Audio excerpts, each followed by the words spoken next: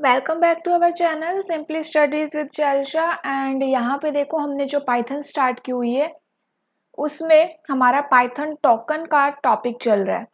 Last class में हमने keywords and identifiers को कवर किया था। हमने देखा था कि टोटल 35 कीवर्ड्स होते हैं, किस कीवर्ड का क्या फंक्शन है, पाइथन आइडेंटिफायर क्या होते हैं, उनके रूल्स एंड रेगुलेशन क्या होते हैं। ठीक है, आज की क्लास में हम लिटरल देखेंगे एंड टाइप्स ऑफ लिटरल को समझेंगे। उसके अलावा हम यहाँ पे पंक्चुएटर को कवर करेंगे।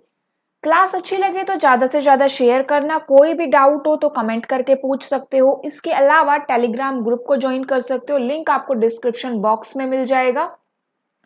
वहां पे भी अगर आपको कोई डाउट है या कोई क्वेश्चन है तो आप वहां पे भी पूछ सकते हैं। ठीक है, तो सबसे पहले यहाँ पे देखिए कि लिटरल होता क्या है। तो आप सबसे इजी लैंग्वेज में समझ सकते हो कि लिटरल का मतलब होता है कोई वैल्यू। क्या होता है? कोई वैल्यू जो आप किसी कांस्टेंट या वेरिएबल को देते हो। ये वैल्यू क्या है एक्चुअली में? ये वैल्यू एक्चुअली में एक डेटा है ना? क्या है? ये एक डेटा है। तो हम कह सकते हैं कि Python literals can be defined as data that is given in a variable और कांस्टेंट। अब ये हमें पता है कि ये जो वेरिएबल है ये भी डिफरेंट डिफरेंट टाइप के हो सकते हैं। ये वेरिएबल कोई स्ट्रिंग वैल्यू ले सकता है, ये वेरिएबल कोई डिक्शनरी की वैल्यू ले सकता है, या फिर कोई इंटीजर वैल्यू ले सकता है ना? तो जब वेरिएबल ही डिफरेंट डिफरेंट वैल्यू ले सकता है तो इसका मतलब हमारे लिटरल की भी टाइप्स यहाँ पे डिफाइन हो गई। अब यहाँ पे टोटल कितनी टाइप्स हो गई लिटरल की, उनको हम वन बाय वन यहाँ पे डिस्कस करेंगे। एक बात और समझना कि ये लिटरल की जो टाइप्स है ये आपके लिए क्यों इंपॉर्टेंट है, क्योंकि अगर आप अपना सिलेबस चेक करोगे तो यही टाइप्स जो है आगे जाके एक इंडिविजुअल चैप्टर बन जाता है। इंडिविजुअल आपका क्या बन जाता है? चैप्टर बन जाता है। एंड वहां पे हमें इसको डिस्कस करना पड़ेगा विद डिटेलिंग।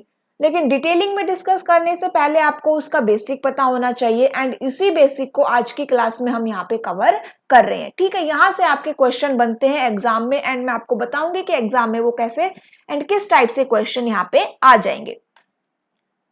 तो यहाँ देखो टाइप्स ऑफ लिटरल में सबसे पहला आता है आपका स्ट्रिंग लिटरल। अब स्ट्रिंग लिटरल जैसे नाम से हमें पता चला कि भाई स्ट्रिंग लिटरल है। लिटरल मतलब वैल्यू एंड स्ट्रिंग मतलब कि स्ट्रिंग टाइप की वैल्यू। तो ये वाले लिटरल किस टाइप की वैल्यू स्टोर करेंगे? स्ट्रिंग टाइप की वैल्यू को स्टोर करेंगे। स्ट्रिंग क्या होती है? स्ट्रिंग होती है यहाँ पे कैरेक्टर्स या कलेक्शन ऑफ कैरेक्टर्स। उनको हम क्या कहते हैं? स्ट्रिंग लिटरल कहते हैं। स्ट्रिंग को हमेशा किस में लिखा जाता है? या फिर सिंगल कोट्स में लिखा जाता है या डबल कोट्स में लिखा जाता है। इतना हमें पता चल गया। अब यहाँ पे देखो स्ट्रिंग भी दो टाइप की होती है। ये इसका एग्जांपल देखो, single quotes and double quotes में यहाँ पे मेंशन है। स्ट्रिंग कितने टाइप की होती है? टू टाइप्स की होती है। कौन कौन सी होती है? एक होती है सिंगल लाइन स्ट्रिंग और एक होती है multi line string. Single line string का मतलब क्या हुआ? एक ही लाइन में आपका सारा डेटा आएगा। मल्टी लाइन का मतलब क्या हुआ? जैसे ये मैंने मल्टी लाइन्स में लिखा हुआ है तो इसी तरह से मेरा डेटा भी मल्टी लाइन में प्रिंट होके आए, है ना? अब सिंगल लाइन यहाँ पे स्ट्रिंग जो होती है उसको आप देखिए। यहाँ पे जो स्ट्रिंग है उसको आप कैसे लिख रहे हो? एग्जाम्पल समझो, text is equals to single quotes hello. इसको आप डबल कोट्स में भी लिख सकते हो। ठीक है, टेक्स्ट क्या है? यहाँ पे एक वेरिएबल है। वेरिएबल के बारे में हम आगे डिस्कस करेंगे। फिलहाल के लिए देख लो कि टेक्स्ट क्या है? आपका एक वेरिएबल है जिसमें हमने कौन सी स्ट्रिंग स्टोर करवाई है? हेलो नाम से स्ट्रिंग स्टोर करवाई है। अब ये प्रिंट होके कैसे आएगी? आपको सिंपल यहाँ पे क्या लिखा हुआ दिखाई देगा? हेलो। इस तरह से हमें लिखा हुआ दिखाई देगा। ठीक है, लेकिन अब मैं चाहती हूं कि मुझे इस तरह से चाहिए कि हेलो और इसके आगे लिखा मिले चैल्शा। हेलो के आगे मेरा नाम प्रिंट होके आए एंड वो भी न्यू लाइन में प्रिंट होके आए। इसके आगे नहीं प्रिंट होना चाहिए। तो इसी चीज को हम क्या कह रहे हैं? मल्टी लाइन स्ट्रिंग कह रहे हैं। अब यहाँ पे मल्टी लाइन स्ट्रिंग के दो मेथड है कि आप कैसे ये न्यू लाइन में प्रिंट कर सकते हो। तो सबसे पहला जो मेथड होता है वो होता है बैकस्लैश n यूज करना, जिसको आपने C एंड C++ लैंग्वेज में भी यूज किया होगा, बैकस्लैश n। तो यहाँ पे देखो इस तरह से अगर हम लिखेंगे text is equals to single quotes या double quotes hello backslash n। याद रखना कि बैकस्लैश n के बीच में कोई भी स्पेस नहीं है। जब हम एग्जाम में बैठते हैं ना, तो वहां पे आउटपुट पूछ ली जाती है कि इसकी आउटपुट क्या आती है। एंड आपके पास ये जो स्पेशल एस्केप सीक्वेंस होती है ना, एस्केप सीक्वेंस जिनको हम बोल रहे हैं कि /n है, वो आपका न्यू लाइन के लिए है। तो वहां पे कई बार वो आउटपुट में बैकस्लैश और एन, या अगर वो /t यूज कर रहा है वो, तो इनके बीच में स्पेस दे देता है एंड हम पूरे प्रोग्राम को रन करके आउटपुट शो कर देते हैं। और एक ऑप्शन वहां पे एरर का भी मिलेगा। तो यहाँ पे क्या हो गया, ये एरर आ गया क्योंकि /n के बीच में कोई स्पेस नहीं आता। ये बैकस्लैश के साथ जो भी कैरेक्टर है उसके साथ कोई भी स्पेस नहीं आएगा। ध्यान से देखना, जब भी बैकस्लैश वाली आपको कोई भी कैरेक्टर दिखाई दे एंड ऑप्शन में एरर भी हो, तो एक बार इस पे जरूर नजर मार लेना, ठीक है। तो यहाँ पे ये /n में कोई भी स्पेस नहीं है। आपको लग रहा होगा स्पेस है, लेकिन यहाँ पे कोई भी स्पेस नहीं है, ठीक है। तो हेलो /n, n के बाद स्पेस दे सकते हो आप। चैलशा सिंगल कोट्स क्लोज, प्रिंट करवाया हमने text1। अब ये text1 की वैल्यू कैसे प्रिंट होके आएगी, ऊपर लिखा आएगा हेलो एंड नीचे क्या लिखा आएगा, चैलशा।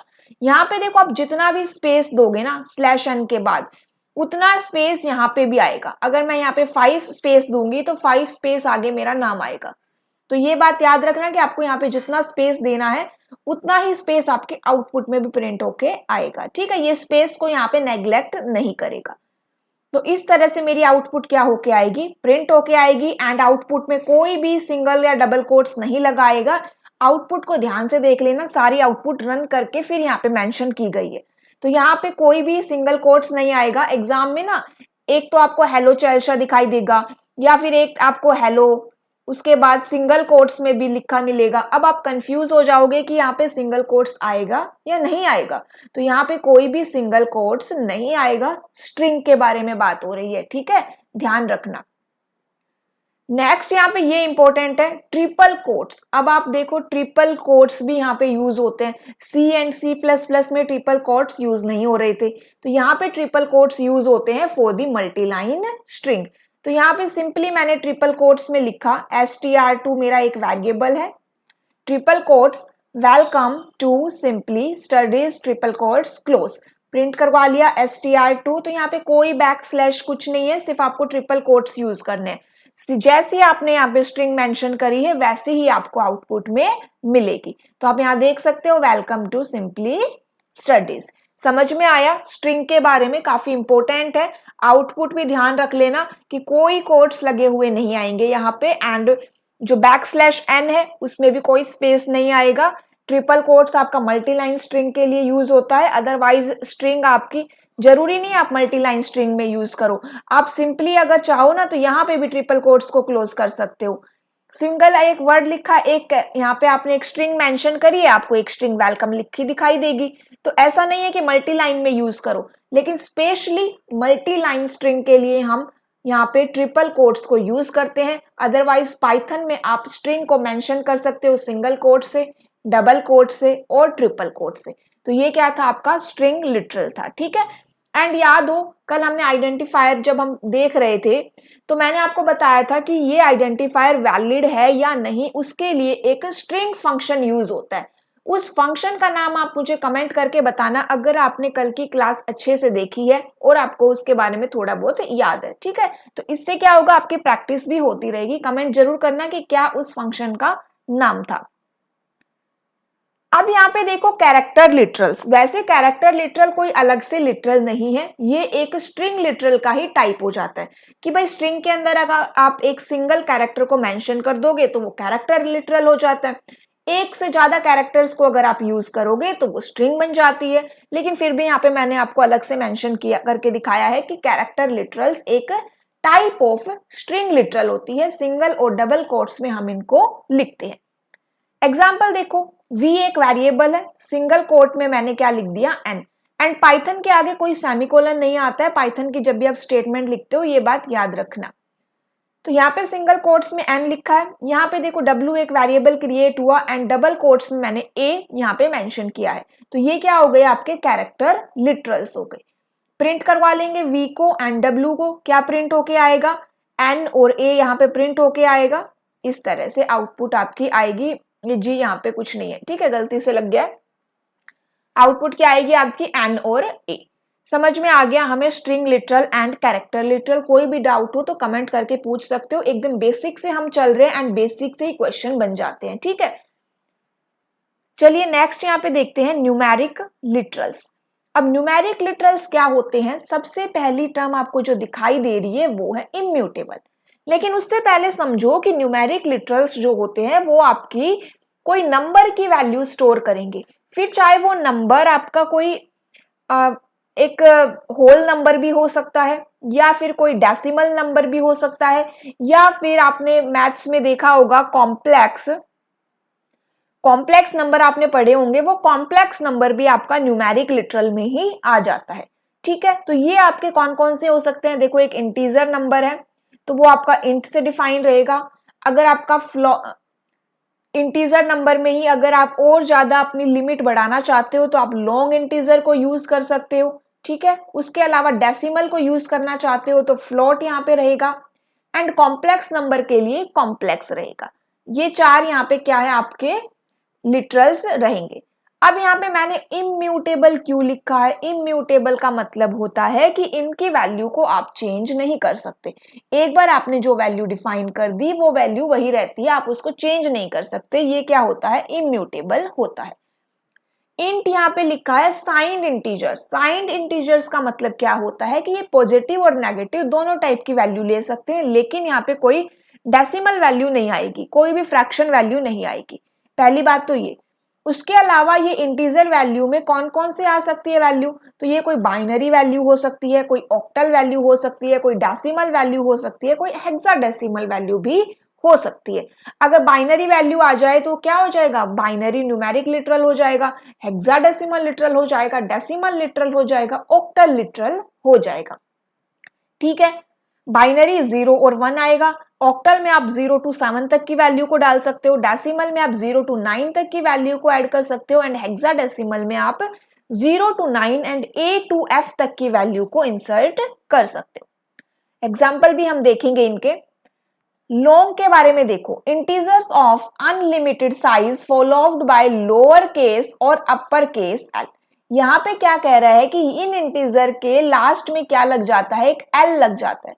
फिर चाहे आप स्मॉल एल लगा लो या कैपिटल में एल लगा लो, इससे क्या पता चलेगा कि ये एक लॉन्ग इंटीजर है। इस एल से हमें क्या पता चलता है कि ये एक लॉन्ग इंटीजर है, ना कि कोई सिंपल इंटीजर। फ्लोट क्या कहता है, real numbers with both integer and fractional part. तो आप इसमें पॉजिटिव एंड नेगेटिव दोनों ही वैल्यू आती है, लेकिन यहाँ पे एक डेसिमल या फ्रैक्शनल पार्ट भी ऐड हो जाता है। कॉम्प्लेक्स नंबर, कॉम्प्लेक्स नंबर आपको याद होगा हम मैथ्स में पढ़ते थे कि a प्लस बी जे, इस तरह की फुल आपकी जो इक्वेशन बनती थी। a क्या था आपका रियल पार्ट, b क्या होता था जिसके साथ j मेंशन होता है वो क्या होता था आपका इमेजिनरी पार्ट होता था। तो इस टाइप की वैल्यू को भी हम क्या करते हैं, न्यूमेरिक लिटरल की कैटेगरी में ही ऐड करते हैं, ठीक है। यहाँ पे आप इस तरह से भी लिख सकते हो, यहाँ पे रियल पार्ट क्या हो गया आपका 0 हो जाएगा, ओनली इमेजिनरी पार्ट मेंशन है। अब एग्जाम्पल देखते हैं वन बाय वन इन सब के। तो देखो बाइनरी लिटरल, बाइनरी लिटरल के लिए आपको क्या लगाना पड़ेगा, 0b।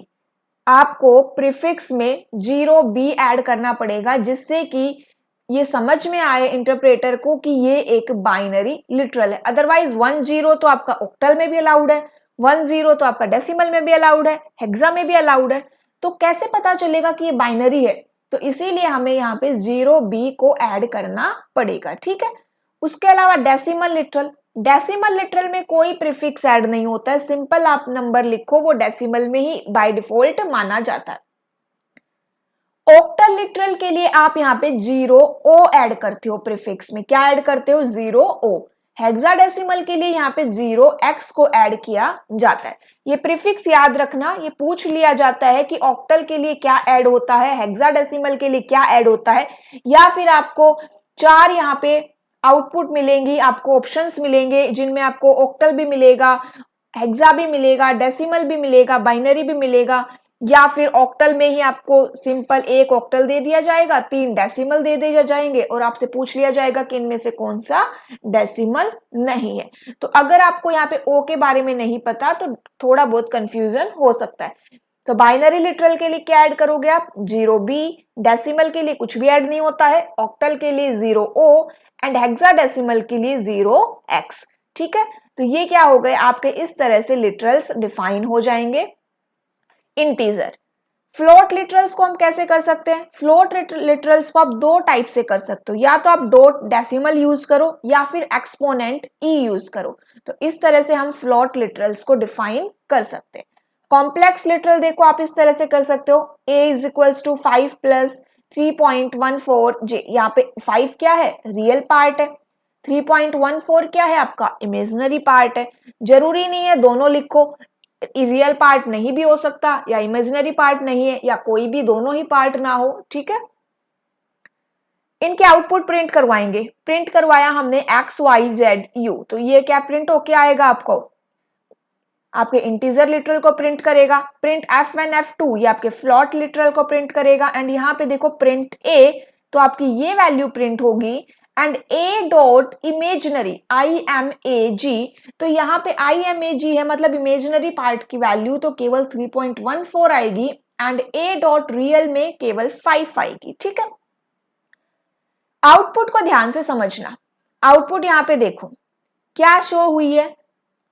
आपने देखा कि ऊपर आपने लिख दिया था 1010 है ना, 10100, लेकिन इसने बाइनरी में प्रिंट नहीं किया और ना ही यहाँ पे इसने इसको हेक्सा में प्रिंट किया। ये किस में प्रिंट करके देगा? ये इनको कन्वर्ट करके, इनको डेसिमल में कन्वर्ट करके फिर आपको प्रिंट करके देता है। तो यहाँ पे इसलिए इनकी वैल्यू ये आई है। जब आप ऊपर बाइनरी को डेसिमल में कन्वर्ट करेंगे, हेक्सा को डेसिमल में करेंगे, तो आपकी आउटपुट क्या आ जाएगी? ये आ जाएगी। ठीक है, अब यहाँ पे देखो नेक्स्ट आउटपुट किसकी आई है? फ्लोट की आई है। क्या आ गई? 100.5 और दूसरी कौन सी आई है आपकी? 150.0। ऊपर देख सकते हो 100.5 आ गई एंड नेक्स्ट हमारी कौन सी आ गई? 150.0। ठीक है, तो यहाँ पे हो गया।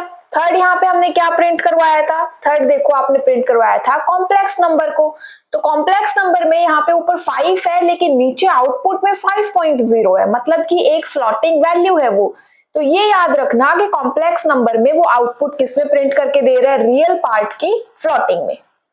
नेक्स्ट यहाँ पे इंपॉर्टेंट आता है आपका बुलियन लिटरल्स। बुलियन लिटरल्स देखो दो ही वैल्यू लेता है, ट्रू और फॉल्स। अब इस एग्जांपल के थ्रू समझो, यहाँ पे ध्यान से समझना, इसमें आपके क्वेश्चन बन जाते हैं यहाँ से कि बुलियन लिटरल्स यहाँ पे ट्रू और फॉल्स की वैल्यू लेगा। ट्रू का मतलब होता है क्या? 1 एंड फॉल्स का मतलब क्या होता है? 0। तो यहाँ पे देखो फर्स्ट क्या है आपका एग्जांपल में? x is equals to 1 is equals to true, मतलब यहाँ पे ये कंडीशन मेंशन है 1 इज इक्वल्स टू ट्रू। यहां से जो रिजल्ट आएगा ना वो किसकी वैल्यू बनेगा? x की वैल्यू बन जाएगा।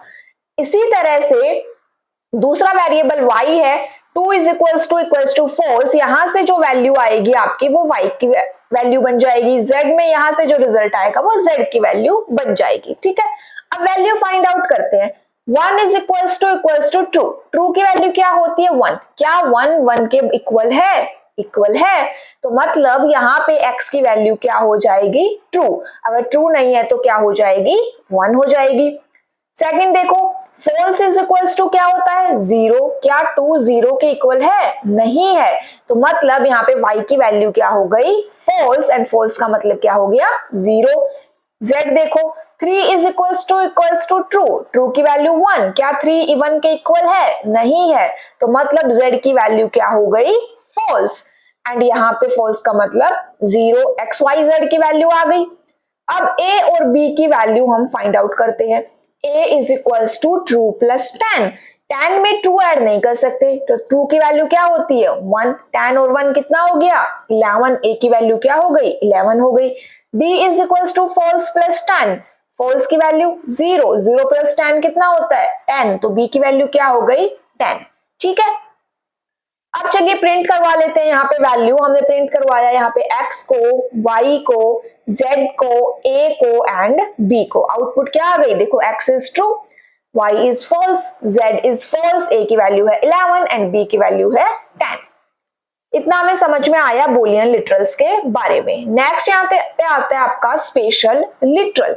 स्पेशल लिटरल देखो, स्पेशल लिटरल का नाम क्या है यहाँ पे, नन।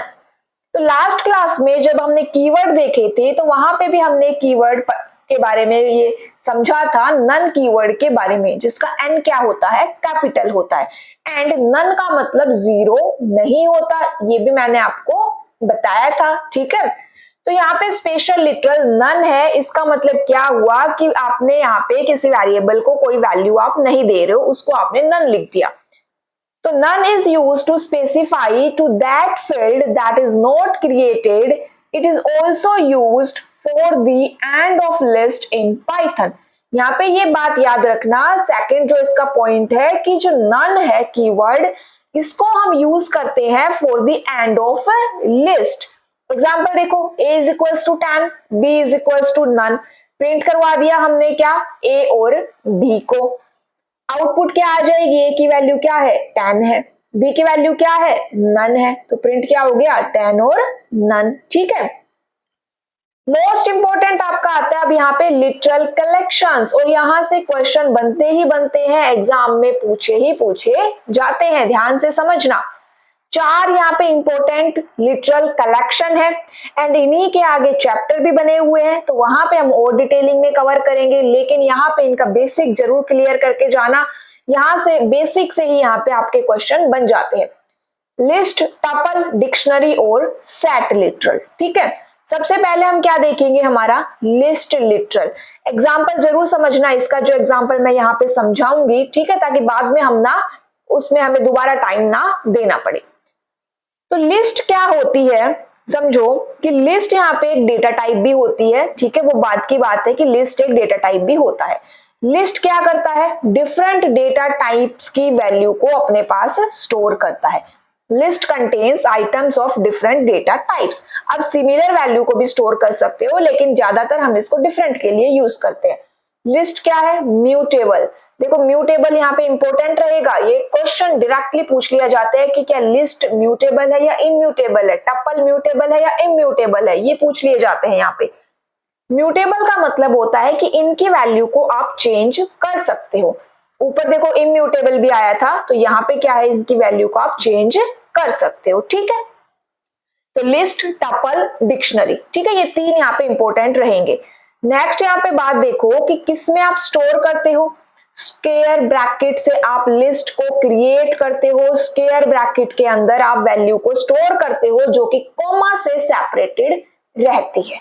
3 बातें मैंने यहाँ पे बताई, different data types, mutable and square brackets, ठीक है। ये तीनों बातें आपको समझनी चाहिए एंड आपके दिमाग में फिट हो जानी चाहिए कि कैसे कौन कौन सी म्यूटेबल है, कौन सी ब्रैकेट किसके लिए यूज होती है। इस एग्जाम्पल को बहुत ही ध्यान से समझना कि कहने को यहाँ पे सिर्फ 2 लाइन प्रिंट हुई है, 2 लाइन मेंशन है, एक है लिस्ट हमने यहाँ पे क्रिएट करी है, दूसरा हमने लिस्ट को प्रिंट करवाया है एंड आउटपुट में लिस्ट प्रिंट होके आ गई। बड़ा ही सिंपल सा लग रहा है ना। अब यहां से देखो क्वेश्चन कैसे पूछ लिए जाते हैं। सबसे पहले तो आपको ये लिस्ट ही मेंशन कर दी जाती है एंड आपसे पूछ लिया जाएगा, यहाँ पे किसी में डबल कोट्स, किसी में सिंगल कोट्स मिलेगा, कहीं पे आपको पैरेंथेसिस लगी हुई मिल जाएगी, कहीं पे कर्ली ब्रैकेट्स मिल जाएगी, और आपसे पूछ ली जाएगी कौन सी लिस्ट है, कौन सी लिस्ट नहीं है, कौन सी आउटपुट करेक्ट है, कौन सी आउटपुट इनकरेक्ट है। ये यहाँ पे क्वेश्चन बनते हैं, ठीक है। अब ध्यान से समझो, मैंने यहाँ पे लिखा लिस्ट इज इक्वल्स टू, जो कि स्क्वायर ब्रैकेट्स के अंदर है, ठीक है, सिंटेक्स तो ठीक है, स्क्वायर ब्रैकेट्स के अंदर ही आनी चाहिए थी। उसके अलावा यहाँ पे वैल्यू मेंशन हुई है ए और बी, जो कि कैरेक्टर है आपका, या स्ट्रिंग लिटरल या कैरेक्टर लिटरल है। लेकिन हमें पता है कि कैरेक्टर को आप सिंगल कोट्स में भी लिख सकते हो, है ना, और डबल कोट्स में भी लिख सकते हो।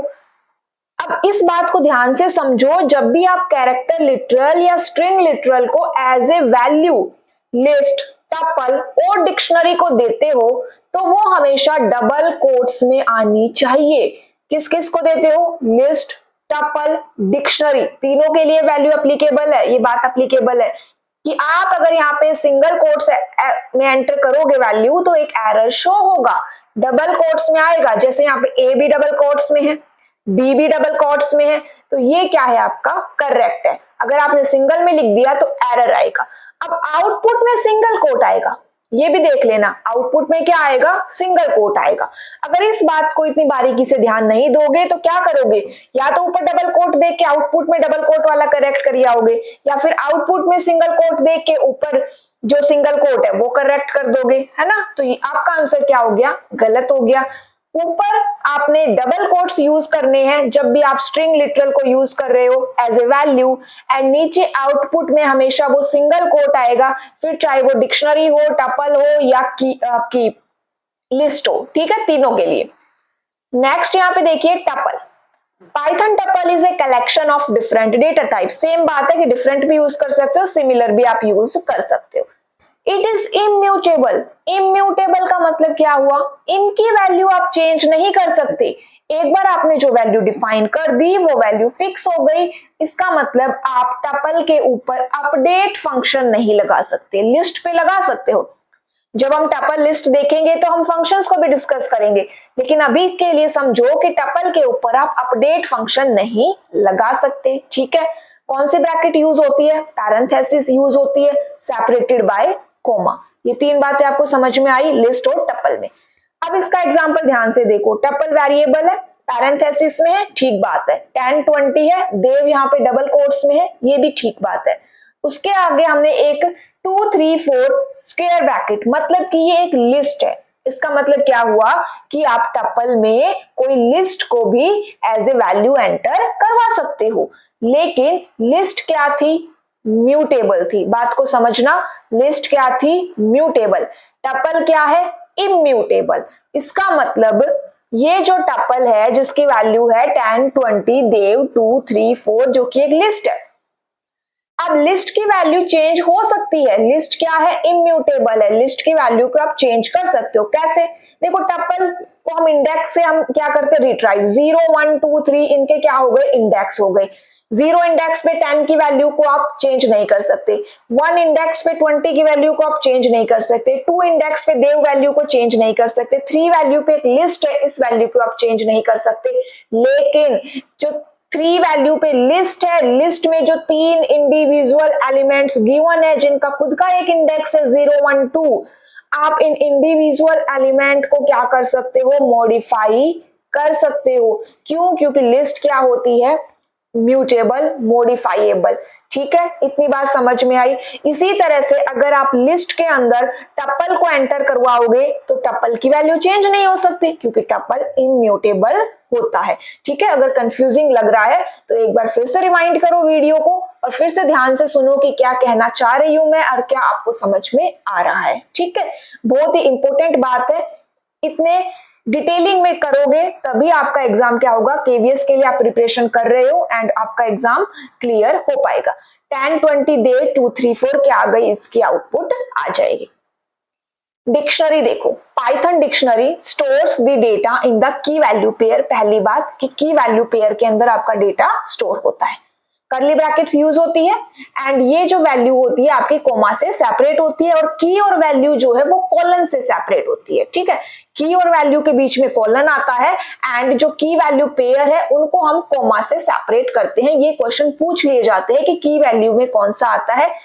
एग्जाम्पल देखो, डिक्शनरी यहाँ पे दे दी, करली ब्रैकेट्स है, name is A, age 18, roll number 101, print dictionary. अब आप मुझसे कहोगे कि मैम आपने अभी तो बताया कि जब भी हम स्ट्रिंग लिटरल, कैरेक्टर लिटरल को डालते हैं तो डबल कोट्स में डालते हैं, लेकिन यहाँ पे नेम तो सिंगल कोट्स में है, एज भी सिंगल कोट्स में है, रोल नंबर भी सिंगल कोट्स, रोल नंबर तो डबल कोट्स में ही है, तो नेम और एज आपका सिंगल कोट्स में है, लेकिन आउटपुट भी प्रिंट हो गई, कोई एरर भी नहीं आया, है ना। तो ध्यान से सुनो, मैंने ये बात कही थी।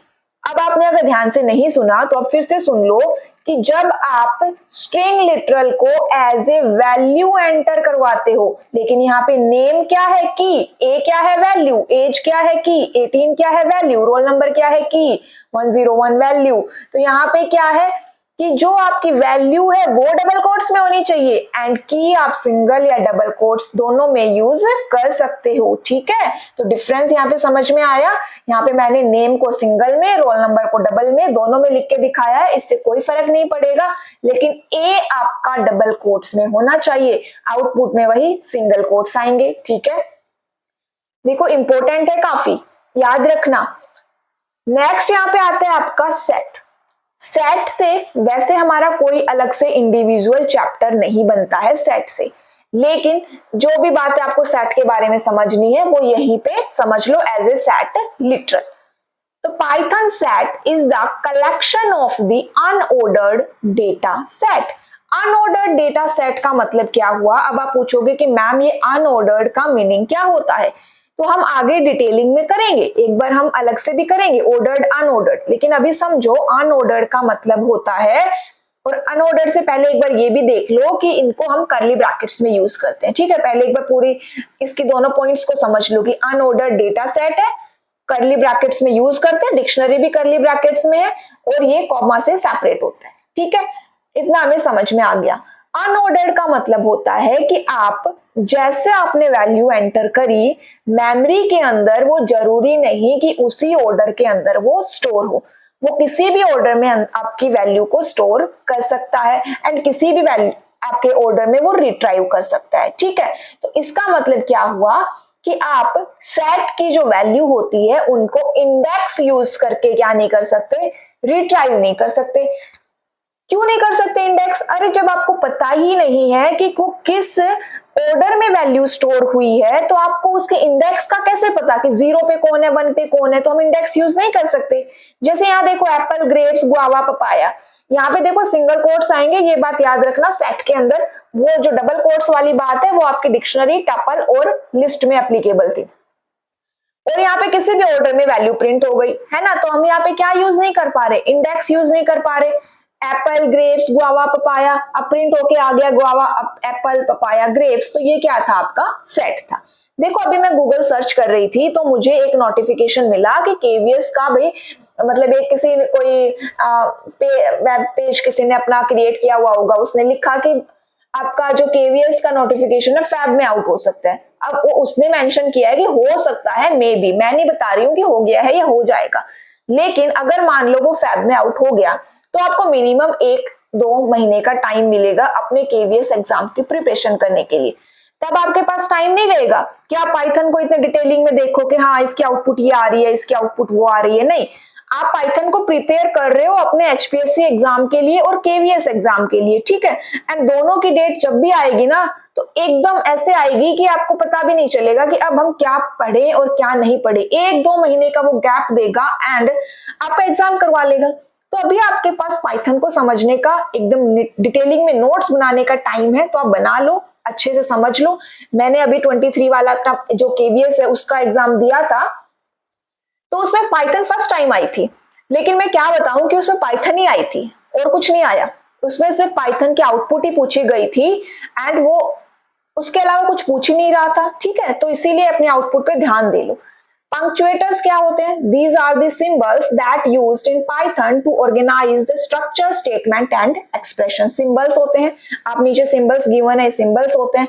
एंड अगर आप मेरे से पूछो कि मैम आपका केवीएस हुआ कि नहीं, तो देखो मेरा केवीएस नहीं हुआ, मेरे आए थे 143 मार्क्स एंड कट ऑफ गई थी 145, 146 कुछ जनरल की कट ऑफ गई थी, तो मैं 2 मार्क्स से इसमें रह गई। ठीक है, तो इसीलिए बता रही हूँ कि जब 1-2 मार्क्स से रह जाते हैं ना तो बड़ा दुख होता है, तो इसीलिए थोड़ा और प्रिपेयर कर लो। ठीक है, आउटपुट और थोड़ी ध्यान से समझ लो, पाइथन के ऊपर ध्यान दे लो, एंड कोई भी डाउट हो तो आप पूछ सकते हो। नेक्स्ट क्लास में हम ऑपरेटर को कवर करेंगे।